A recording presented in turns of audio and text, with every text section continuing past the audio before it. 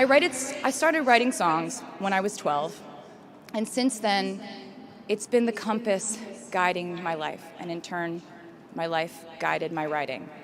Everything I do is just an extension of my writing, whether it's directing videos or a short film, creating the visuals for a tour, or standing on a stage performing. Everything is connected by my love of the craft, the thrill of working through ideas and narrowing them down and polishing it all up in the end, editing, waking up in the middle of the night, throwing out the old idea because you just thought of a newer, better one, or a plot device that ties the whole thing together. There's a reason they call it a hook. Sometimes a string of words just ensnares me, and I can't focus on anything until it's been recorded or written down. As a songwriter, I've never been able to sit still or stay in one creative place for too long. I've made and released 11 albums, and in the process, I've switched genre from country to pop to alternative to folk. And this might sound like a very songwriter-centric line of discussion, but in a way, I really do think we are all writers. And most of us write in a different voice for different situations. You write differently in your Instagram stories than you do your senior thesis. You send a different type of email to your boss than you do your best friend from home. We are all literary chameleons, and I think it's fascinating. It's just a continuation of the idea that we are so many things all the time. And I know it can be really overwhelming figuring out who to be and when, who you are now, and how to act in order to get where you want to go. I have some good news. It's totally up to you. I have some terrifying news. It's totally up to you.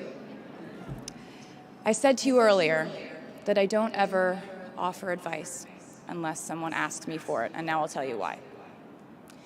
As a person who started my very public career at the age of 15, it came with a price. And that price was years of unsolicited advice. Being the youngest person in every room for over a decade meant that I was constantly being issued warnings from older members of the music industry, media, interviewers, executives, and this advice often presented itself as thinly veiled warnings. See, I was a teenager at a time when our society was absolutely obsessed with the idea of having perfect young female role models. It felt like every interview I did included slight barbs by the interviewer about me one day running off the rails. And that meant a different thing to every person who said it to me. So I became a young adult while being fed the message that if I didn't make any mistakes, all the children of America would grow up to be perfect angels. However, if I did slip up, the entire earth would fall off its axis, and it would be entirely my fault, and I would go to pop star jail forever and ever. It was all centered around the idea that mistakes equal failure, and ultimately the loss of any chance at a happy or rewarding life. This has not been my experience. My experience has been that my mistakes led to the best things in my life. And being embarrassed when you mess up, it's part of the human experience.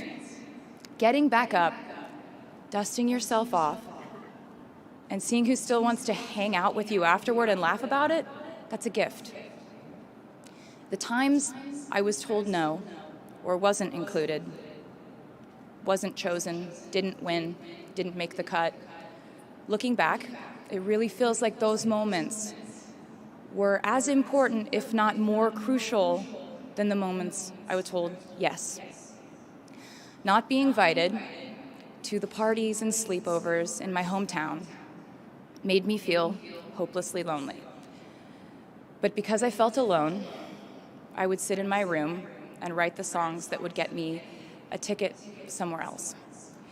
Having label executives in Nashville tell me that only 35-year-old housewives listen to country music, and there was no place for a 13-year-old on their roster, made me cry in the car on the way home. But then I'd post my songs on my MySpace. And yes, MySpace. And I would message with other teenagers like me who loved country music, but just didn't have anyone singing from their perspective. Having journalists write in-depth, oftentimes critical pieces about who they perceived me to be made me feel like I was living in some weird simulation. But it also made me look inward to learn about who I actually am. Having the world treat my love life like a spectator sport in which I lose every single game was not a great way to date in my teens and 20s.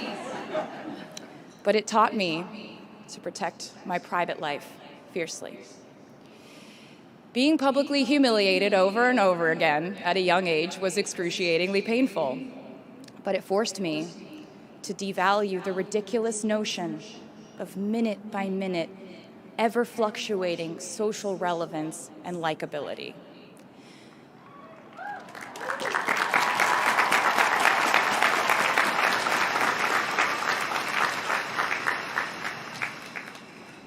Getting canceled on the internet and nearly losing my career gave me an excellent knowledge of all the types of wine.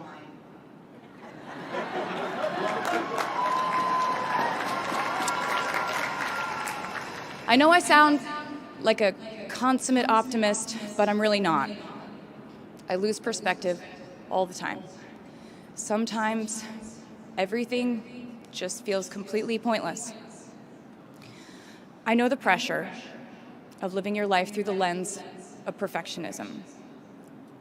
And I know that I'm talking to a group of perfectionists because you are here today graduating from NYU.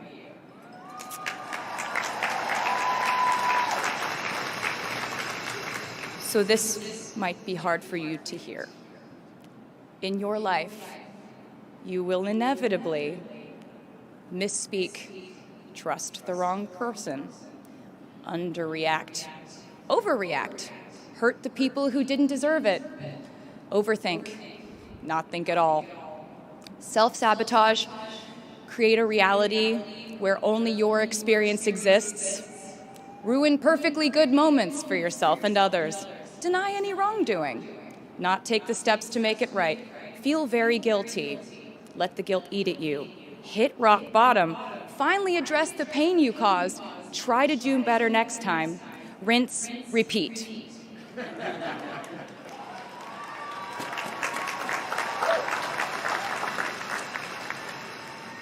And I'm not going to lie.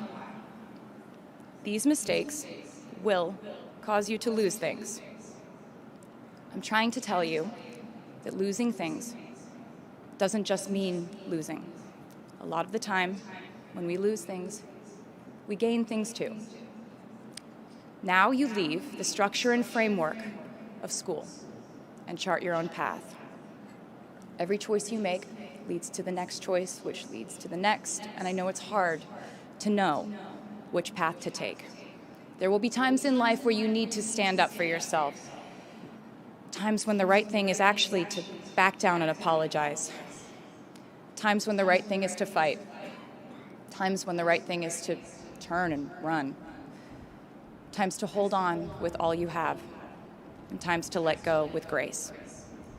Sometimes the right thing to do is to throw out the old schools of thought in the name of progress and reform. Sometimes the right thing to do is to sit and listen to the wisdom of those who have come before us. How will you know what the right choice is in these crucial moments? You won't. How do I give advice to this many people about their life choices? I won't. The scary news is you're on your own now. But the cool news is you're on your own now.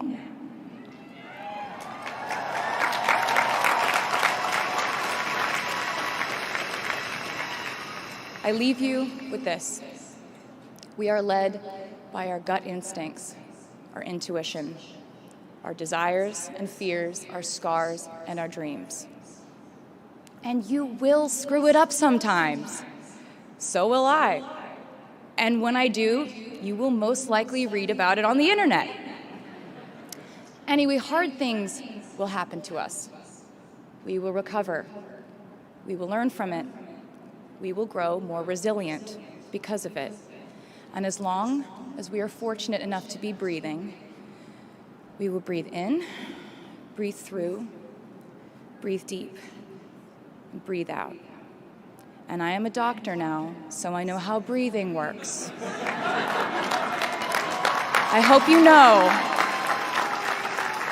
how proud I am to share this day with you. We're doing this together, so let's just keep dancing like we're the class of 22.